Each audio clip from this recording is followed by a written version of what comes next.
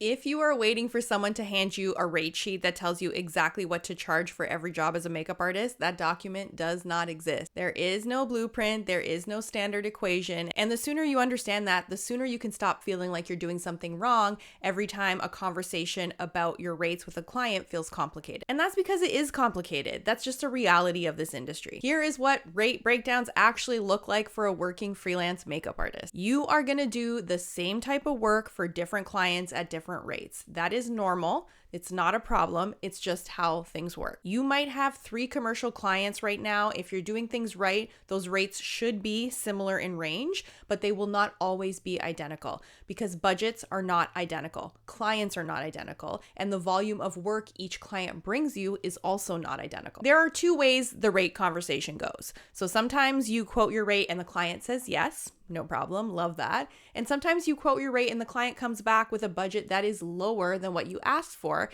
And then you have a decision to make.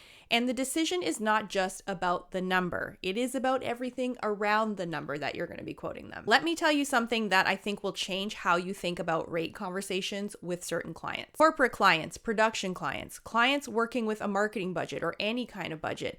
They are not hiring on feeling, not at first. The budget is the budget, and that is just how businesses run. It is not personal. It's not a reflection of what they think you're worth. It's a number that was set before you were ever part of the conversation. Now, sometimes that number has room in it. You can negotiate, and you should definitely not be afraid to try. And sometimes the negotiation is less about pushing back and more about educating a client who has never hired a makeup artist before and genuinely does not know what rates look like from our side of the industry. How you handle that conversation is really important because you may be in a situation where a client shops around after talking to you and they come back to you when they realize your rate was the right rate all along and they remembered how you professionally communicated with them. But sometimes the number is just the number and there's no amount of conversation that is going to change that number, and learning to read which situation you are in is part of becoming a professional in this industry. Of course, your relationship with clients are going to change over time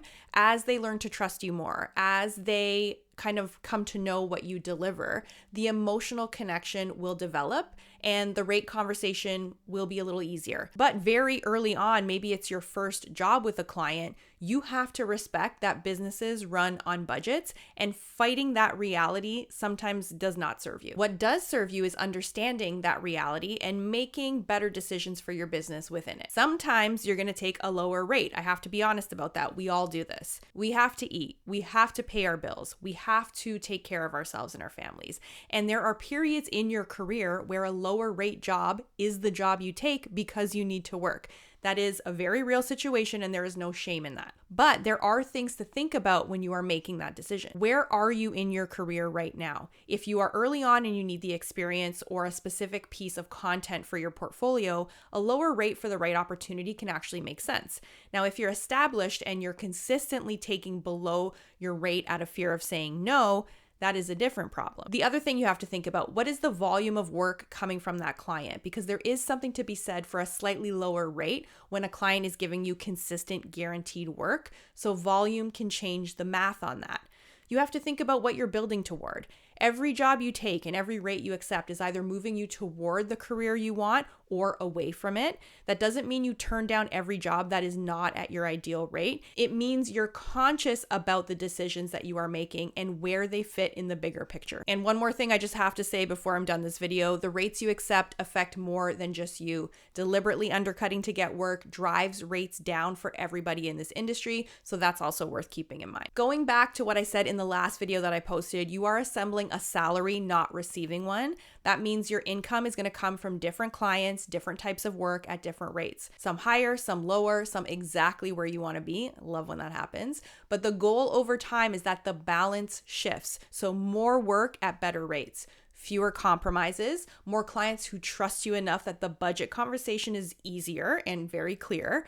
And that does not happen overnight. It happens because you are strategic about what rates you take, what you turn down, and where you are actually putting your energy. If you are in a union, this is a different conversation. Your rates are predetermined, and that structure actually gives you a level of predictability that many freelancers don't have. But for everyone else, this is the reality, and understanding it is the first step towards working within that ecosystem effectively. If you are watching and you need help figuring out your rates, what to charge, how to handle the budget conversation, how to know when to not budge on your rate, join the Artist to Artist membership. That is exactly what I can help you work on. The link for you is in the description.